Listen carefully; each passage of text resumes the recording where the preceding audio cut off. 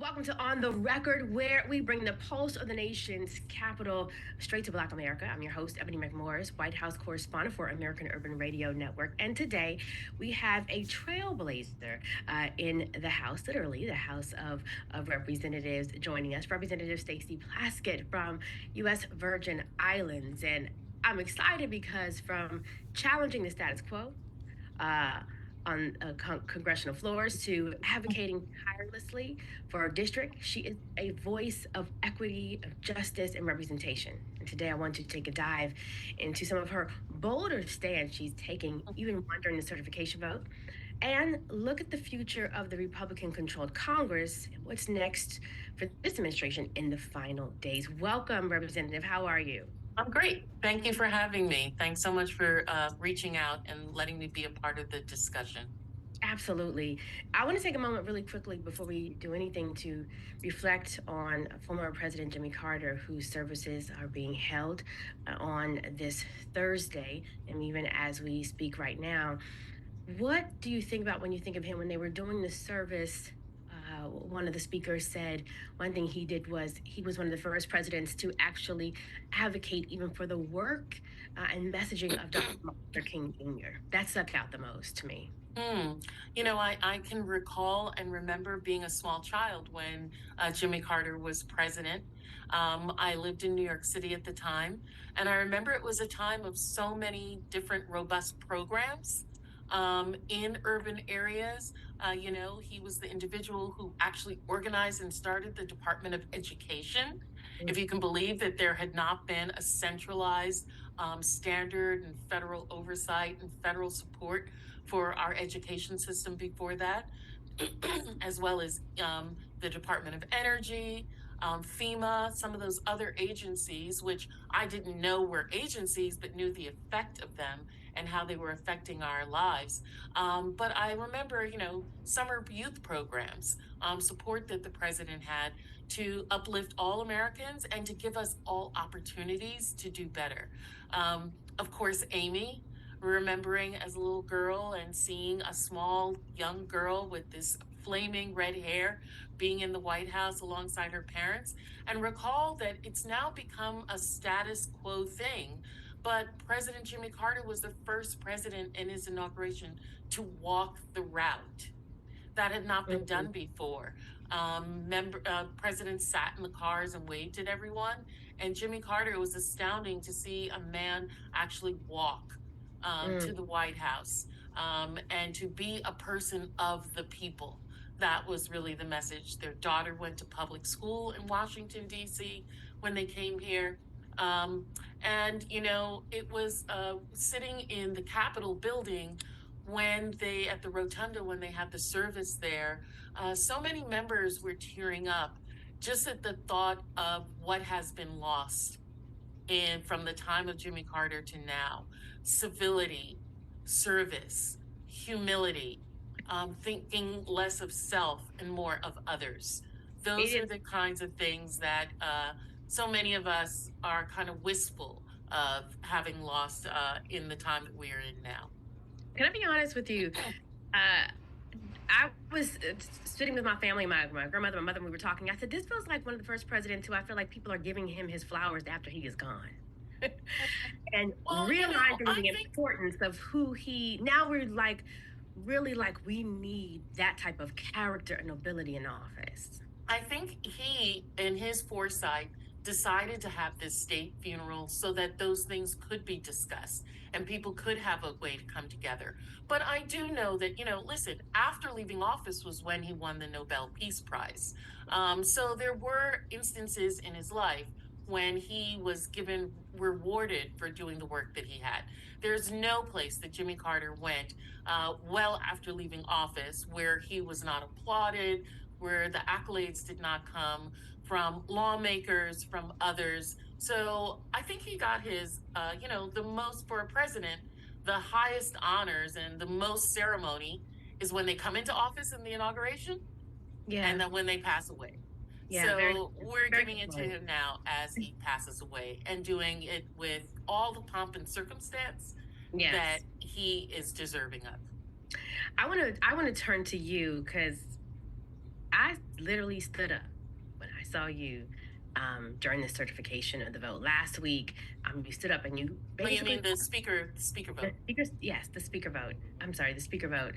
And you stood up and you talked about why you talked really went into taxation without representation, but why U.S. Virgin Islands didn't have a vote. And it Mm-hmm. was a bold, historic move, I believe, Mm, that captured the attention nationwide because while I knew, while you knew, while some others knew, yeah. this is something that the nation really need to pay attention to and focus on. Can you walk through us what happened and what prompted you to do that? Well, I did this several years ago, maybe 6 years ago. When I first came, it was maybe my second swearing in. I may have stood up and raised the question. And my husband and I were really marveling at the difference between me doing it then and not Mm, really knowing how to navigate the floor and the rules and how to the preparation, and to now as a member much later doing it. And I did it because I was that morning the only person who from my immediate family who was in Washington were my two youngest children. mm. And I was in the car with my 15-year-old daughter. I have one girl, and I have four sons. So Ooh, my my youngest son, and my daughter were with me. And I was like, what do you guys think about mommy causing a little trouble today? And no. and they were like, yeah, we're here for it. We're here Yes. for it. And they were like, what are you going to do? And I was like, I'm not sure, but I think it's important for us to always raise our voices and let Yeah. people know we're in the room. And so they were like, I like it. I like it. So when I got to the floor, I went to Hakeem Jeffries and told him, listen, I don't want to be disrespectful of you. You are my leader, and I want to ask you, let you know that I intend to do this and get your opinion on it. And in true, as we call him, Hawk, um, uh, he was like, yeah, I really I can like see that. that. He was like, Do it, do that. sis. He was like, I like that, Stace. I like that. Right. I like Say that. less. Just do it. Uh-huh.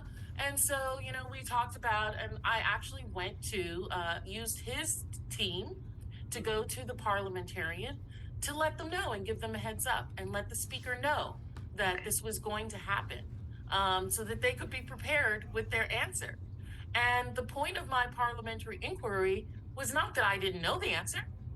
I know the answer Right. very Right. well, but it Right. was to raise the notion to everyone in the room and to the millions of people who were watching that this was what their rationale was. And what I've told people afterwards is that, listen, I understand what a territory is, and I understand the constitutional law governing how territories are treated. But here's the rub that all of the territories in the District of Columbia have, that up until territories were inhabited by predominantly brown and black people, there was always a process by which they could become a state. And they were Yes. always moving on to being a state. Uh, from South Dakota to Wyoming to all the other places except for the 13 original colonies who were the first states. And no one has waited as long as we have to become a state. Puerto Rico, 3 million people, larger than many, about 20 states, has waited over almost 150 years to be a state. That is unconscionable. And it's all, I want everyone to understand that for the territories, this is all based on case law called the Insular Cases, Supreme Court cases that were decided in the early 1900s by the same court who came up with the theory of Plessy v. Ferguson, separate but equal. And in these cases, the same judges, the same justices said that people living in the territories are alien races, they are savages who Mm. cannot understand Anglo-Saxon principles of law, and therefore they are not worthy or at this time, they cannot be trusted with the full benefits and responsibilities of American citizenship. That's outrageous. When I think about the island where my family is from, St. Croix, we produced and brought to the United States Alexander Hamilton, who Come wrote the on. freaking Constitution, helped to write the Come on. Constitution. And now you're saying that we don't understand Anglo-Saxon principles of law? Dude, we helped write it. And you're saying we don't understand it. I'm grateful, however, that under President Biden, a bipartisan, bicameral letter that I led was written to the Department of Justice saying, you guys have got to stop relying on these cases. And the Justice Department, under Merrick Garland, agreed and issued a memorandum to all the U.S. attorney's offices saying that you can no longer rely on the racist rhetoric in the insular cases. So, and also, prior to me getting up on the 116th and the 117th Congress, where Nancy Pelosi was the speaker, she included in her H.R. 1 bill, which is a bill on voting rights and election integrity, a provision, a whole section that was on creating a congressional task force and moving the territories into a place where they could have the full rights and inclusion in the American experience. Listen, for so many of us, whether it's the District of Columbia, Puerto Rico, Guam, all of these places, we have veterans in greater numbers, in greater per capita than other places in the United States. I recall that when in the Virgin Islands, when we became part of the American experience and were purchased from Denmark, if you can believe it, Ebony, we were purchased from Denmark. And in that purchase agreement, the U.S. agreed, okay, we're going to buy the Virgin Islands because right now this is of more strategic importance to us than Greenland. And we'll allow. I was gonna go there. I'm gonna just let you go because this is a They're whole. like, we're going to allow Greenland to maintain its sovereignty and release it from any designs on the part of the United States, but we want the U.S. Virgin Islands. And so the country of Denmark received 25 million in gold bullion that was sent to Copenhagen for the purchase of the Virgin Islands. And they had an agreement from the United States that Virgin Island citizens would not be citizens of anywhere for a particular period of time. So all four of my grandparents for a 10-year span were citizens of no place. And that allowed actually Denmark to be able to extract way more wealth, resources, records out of the territory before it was transferred over. That money and what they got allowed Denmark to go from a country of depression to one of the happiest countries in the world. And we, the Virgin Islands, were left with a fractured position. But my grandparents' generation went to Washington and said, listen, if you are making us U.S. citizens, we want to be part of the draft. We want the responsibility along with the privileges of saying we're American citizens. And that's what we're asking. We want the responsibility as well as the privileges. And one of those rights and, voting is a responsibility. We want that responsibility. And the other argument, Ebony, that is always raised is, well, it'll be a bunch of Democrats. Right now, if we make a state, right now in the House, there are 3 Republican members of territories and 3 Democratic members of territories and the District of Columbia. So it's not a foregone conclusion that we're going to be one way or the other. We're not a monolithic people.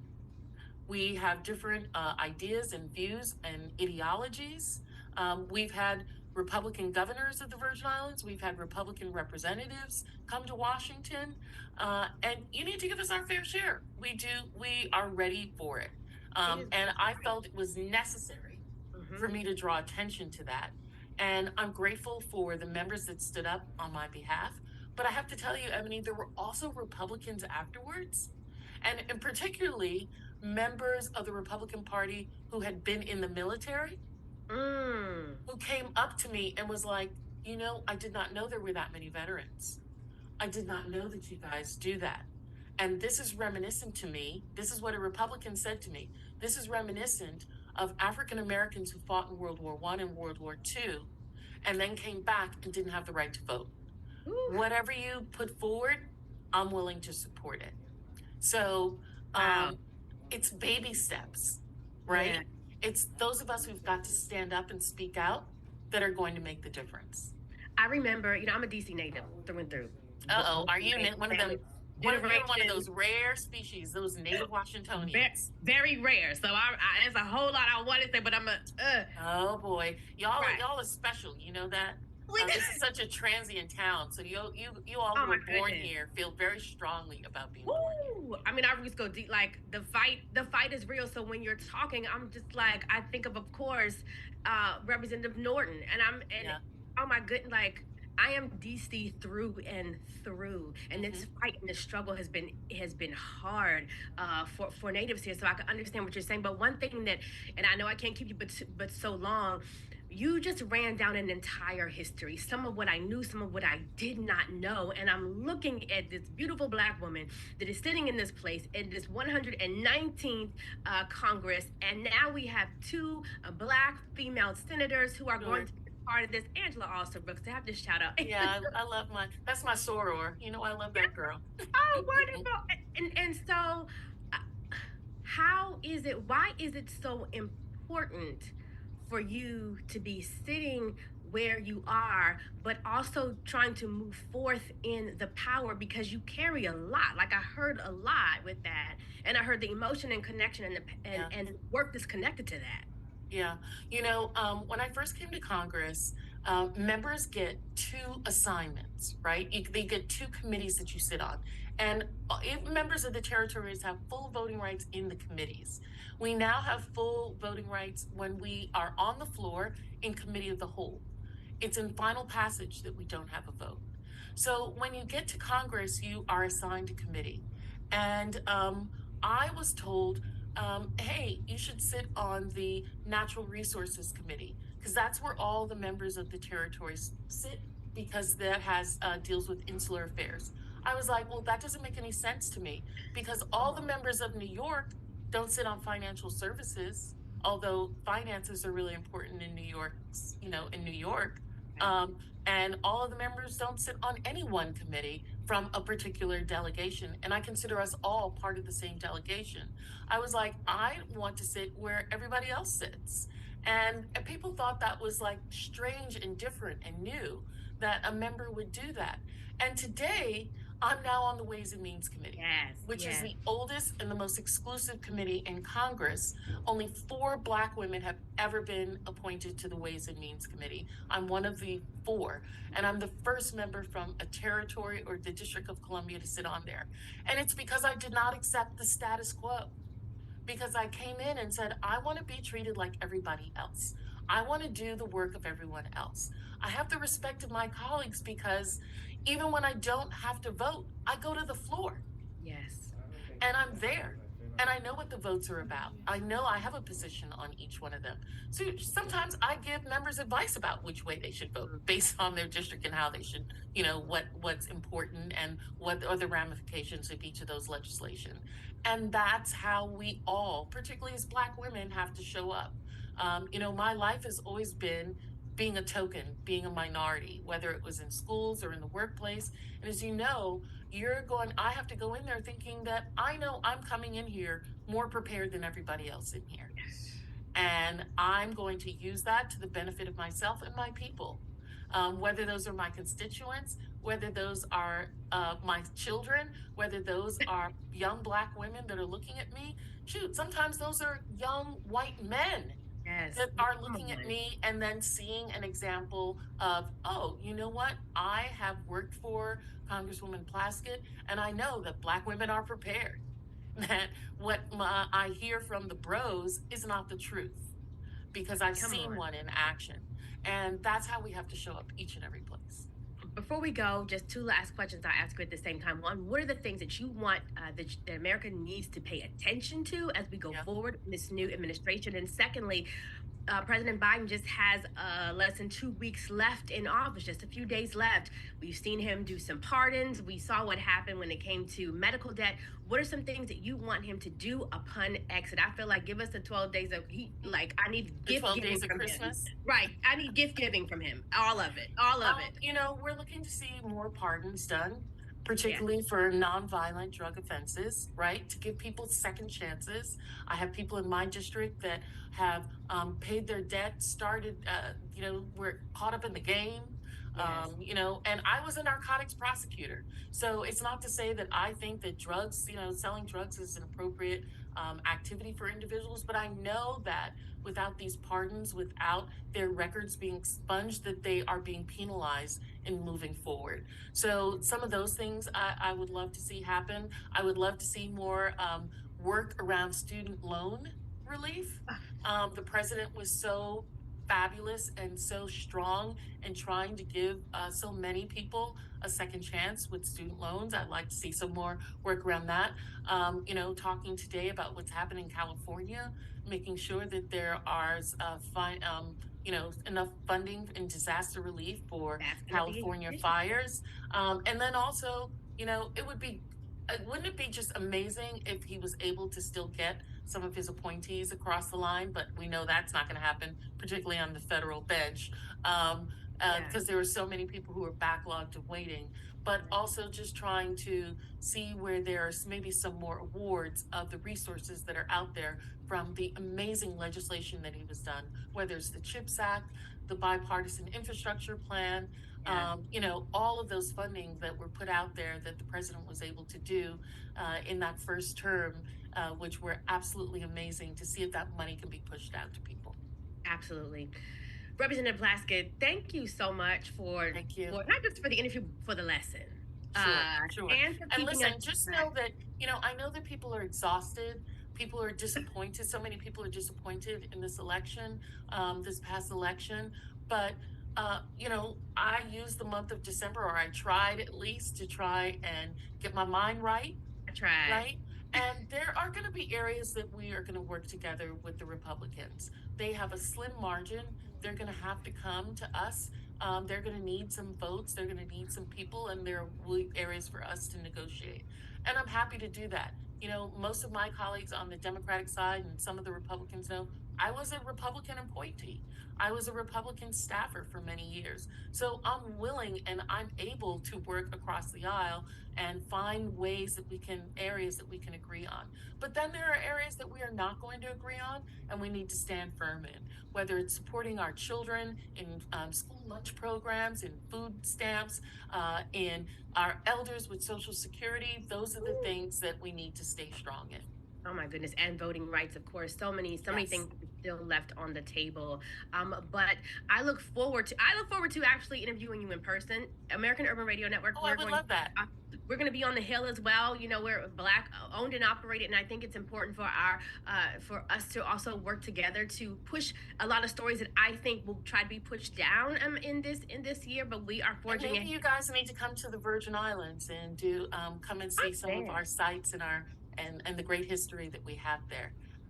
Last year, I was able to do an unveiling on the island of St. John in the national park there of the first slave insurrection in the Western Hemisphere in the 1700s on the island of St. John, where the Aquamu slaves were able to hold the island for almost a year before they were repelled by three different nations coming together to stop them. And the site that we picked was where these leaders of the rebellion realized that they were not going to win. They had run out of ammunition.